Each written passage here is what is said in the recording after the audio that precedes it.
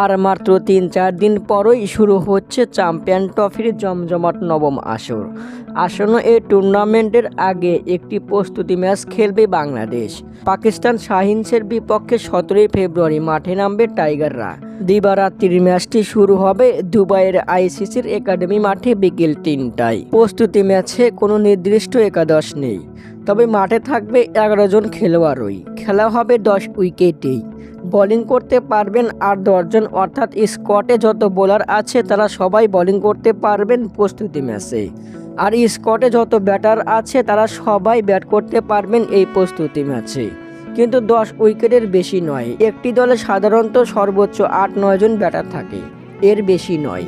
পাকিস্তান শাহিনসের বিপক্ষে প্রস্তুতি ম্যাচে টাইগাররা প্রথমে ১১ জন নিয়ে মাঠে নামবে। পর্যায়ক্রমে বোলারদের দিয়ে বল করানোর পর মাঠ থেকে তুলে দিবেন বোলারদের। ব্যাটিংও ঠিক এভাবেই করবেন টাইগাররা। আগামী ২০ ফেব্রুয়ারি ভারতের বিপক্ষে দুবাই মাঠে নামবে বাংলাদেশ।